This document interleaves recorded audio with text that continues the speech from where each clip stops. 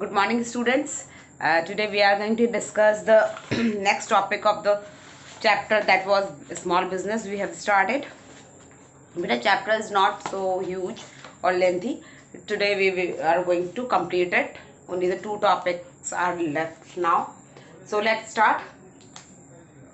Mention the date, or sorry, chapter's name is small business.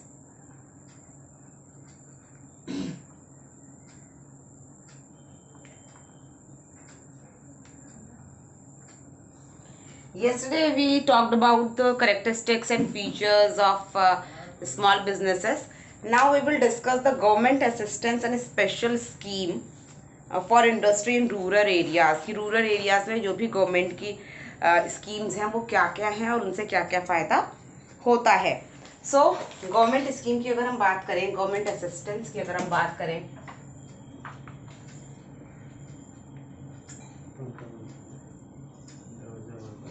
government assistance.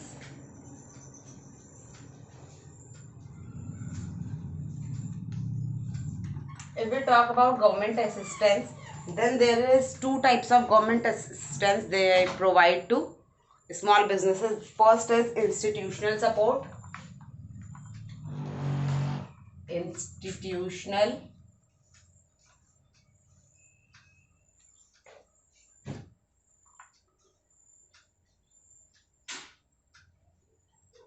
and second is incentives.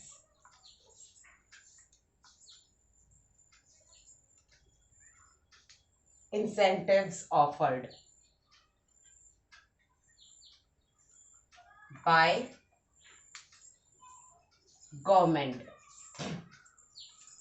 Institutional support and incentives offered by government. ठीक है. तो जो institutional support है उसमें सबसे पहले आपका आता है NSIC. NSIC क्या है? National small industrial corporation. National small industrial corporation. It is the institution which provide the support to the small scale industry. So first जो इनका है इंस्टीट्यूशनल सपोर्ट में, let me mention that is NSIC. तो ये क्या करते हैं बच्चे? NSIC क्या करते हैं? ये करते हैं तो जो हैवी जो मशीन्स होती हैं जो किसी भी इंडस्ट्रियल काम के लिए ज़रूरी हैं, उन मशीन्स को प्रोवाइड करते हैं to supply the indigenous import machine and easy installment. Easy installment देती हैं और ईजीली उन्हें प्रोवाइड करवाती हैं जो भी स्मॉल स्केल इंडस्ट्रीज होती हैं. नेक्स्ट है to procure the supply imported of raw material. क्या करते हैं? सबसे पहले तो ये इनका काम क्या होता है? एक तो ये होता है कि installment of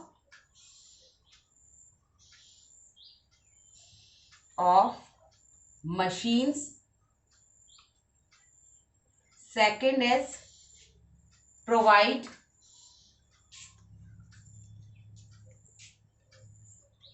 raw material.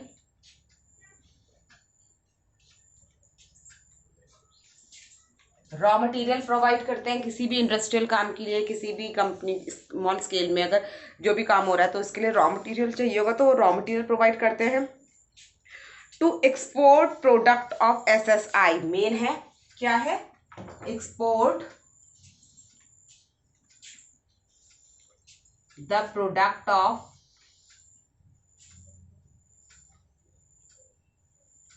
SSI. जो भी स्मॉल स्केल इंडस्ट्रीज के प्रोडक्ट होते हैं उनको एक्सपोर्ट करने के लिए हेल्प करते हैं, बाहर दूसरे कंट्री में बेचने के लिए हेल्प करते हैं. To provide technological assistance. Provide technological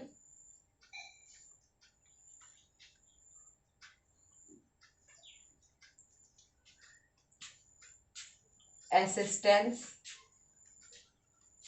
जो भी स्मॉल स्केल इंडस्ट्रीज होती हैं, they are not very rich about their technology and the capital. So NSIs क्या करते हैं कि उनको जितनी भी टेक्नोलॉजीज होती हैं वो प्रोवाइड करते हैं ईजी वे में. And to develop the software technological part. जितने भी उनके सॉफ्टवेयर होते हैं जो कंपनी के लिए ज़रूरी होते हैं ट्रेडिंग को डील करने के लिए, तो वो सॉफ्टवेयर को डेवलप करते हैं. टू डेवलप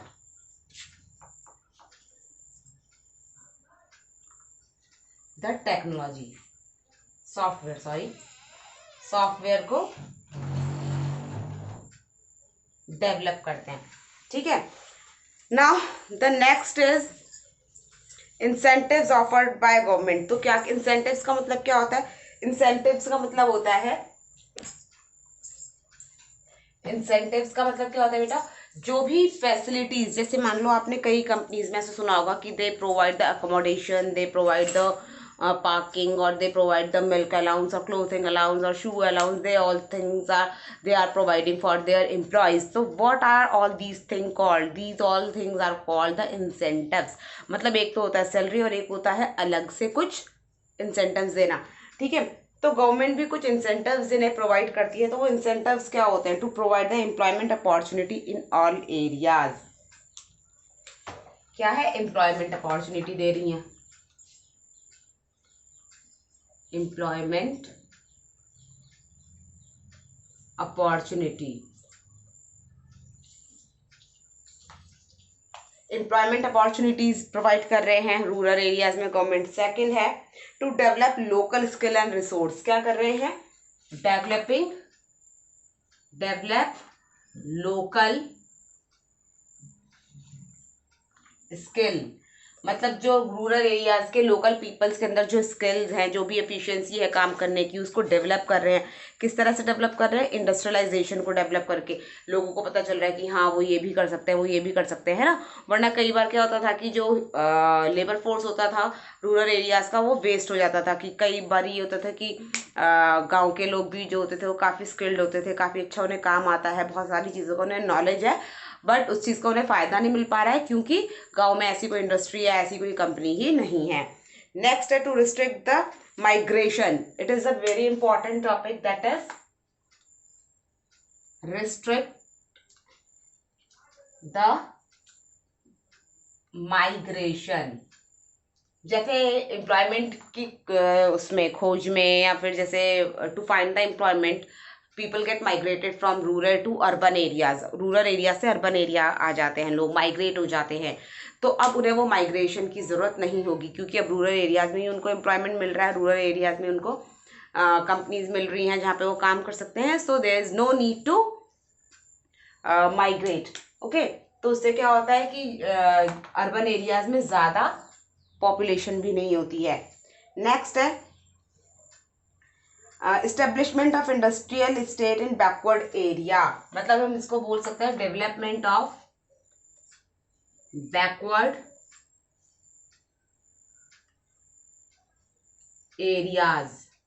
जो बैकवर्ड एरियाज हैं वो डेवलप हो रहे हैं। कैसे डेवलप हो रहे हैं? इस तरह से डेवलप हो रहे हैं कि भाई वहाँ पे इंडस्ट्रीज आ रही है, इंडस्ट्रीज, और हमने कल को क्या पढ़ा था कि इंडस्ट्रियलाइजेशन जहाँ भी होता है वहाँ पे लोगों का स्टैंडर्ड ऑफ लिविंग बढ़िया हो ही जाता है। तो जैसे ही बैकवर्ड एरियाज में इंडस्ट्रियलाइजेशन होता है तो वहाँ पे स्टैंडर्ड ऑफ लिविंग अच्छा हो जाता है और वहाँ का डेवलपमेंट हो जाता है, ठीक है। And development of infrastructure.